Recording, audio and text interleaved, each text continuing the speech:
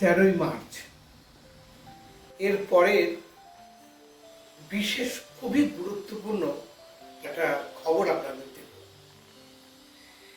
এখন একটা কথা তো আমরা জানি যে এ পৃথিবীর এ বিশ্ব ব্রহ্মাণ্ডের সবকিছু তার অঙ্গুলি হেলনে চলে। এর জন্য কোনো পটভূমি তৈরি হতেই হবে তার কোনো মানে নেই। যদি সে পটভূমি তৈরি হয় তাও তার অঙ্গুলি হেলনে।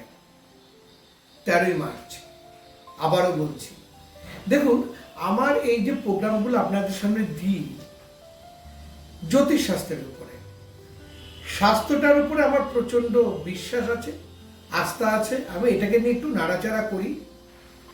আপনাদের কারো ভালো লাগলে বিষয়টাকে গ্রহণ করবেন, তাই বলে কাউকে বলছি না যে আমার এই কথার উপর নির্ভর করে আপনার চলন বলন ঠিক করবেন, লেনদেন ঠিক করবেন, কোথায় কি ইনভেস্ট করবেন কি করবেন না, এ ব্যাপারে কিন্তু আমার কোনো বিষয় নয়।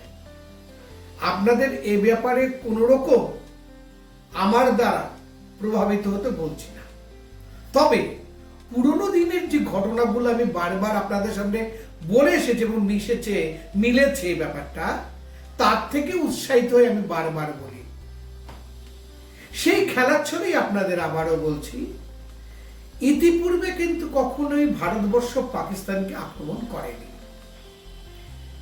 মানে কথাটা আবার ভুল বললাম, করেছে, আগে থেকে করেনি। প্রথমেই ভারত পাকিস্তানকে আক্রমণ করেছে এরকম কোনো ঘটনা ঘটেনি। বিভিন্ন ঘটনার পরিপ্রেক্ষিতে তারপর আক্রমণ করেছে। 13ই মার্চের পর থেকে সময়টা কিন্তু পাল্টাতে চলেছে 2027 মার্চ বরাবর।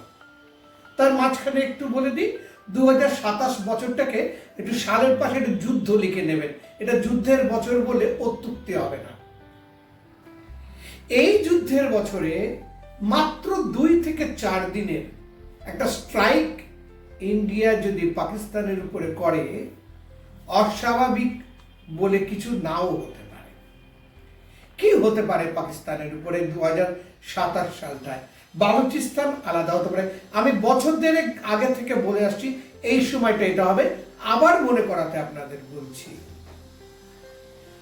পিওকে পাক অধিকৃত কাশ্মীর ভারতের মধ্যে ঢুকতে পারে। পাকিস্তান আরো দুটো টুকরো হতে পারে। 2027 সালে যে পাকিস্তান নামটা উল্লেখ করার আগে কিন্তু আপনি 10 বার ভাববেন এর সীমাটা কি, আদৌ কোন পর্যন্ত। এবার আপনি ভাবতেই পারেন যে পাকিস্তান তো এত সহজে ছেড়ে দেওয়ার নয়, একটা দুটো তো পরমাণু বোমা ফেলতেই পারে। ওই যে বললাম রাখে ওরি মারে কে, সে সুযোগটা কি পাকিস্তান পাবে? জ্যোতিষশাস্ত্র অন্তপক্ষে বিশ্লেষণে সেই জায়গাটা পাওয়া যাচ্ছে না। অতএব ভারতের কপালে হয়তো অন্য পালক জুটতে পারে। এবার আপনি বলতেই পারেন, যেটা বরাবর ঘটে থাকে এক একটা ইলেকশনের আগে একটা করে পাকিস্তান আক্রমণ, সেটাও হতে পারে, কিন্তু হচ্ছে এবং তার অঙ্গুলি হেলনে। তার বলতে অন্যটা ভাববেন না আবার ঈশ্বরের অঙ্গুলি হেলনে, এটা পরিষ্কার করে বলতে পারি। শুধু তাই নয়, আপনাদের আরেকটা বলে রাখি, একটু সুসংবাদ দিই, ভুটানও অনতিবিলম্বে ভারতের সীমানার মধ্যে স্বেচ্ছায় ঢুকবে। ভারত রাশিয়ার মধ্যে একটা সুন্দর বোঝাপড়া চুক্তি হবে, যা 2027 সালের পর থেকে ভারতবর্ষ এবং রাশিয়াকে অর্থনীতির দারুণ বুনিয়াদ গড়ে দেবে এবং ভারতবর্ষের অর্থনৈতিক ভিত্তি 2032 থেকে 34-এর মধ্যে এমন জায়গায় পৌঁছে যাবে যে পৃথিবীর বিভিন্ন দেশে অবাক হয়ে যাবে যে একটা দেশ কিভাবে এটা ডেভেলপ করতে পারে।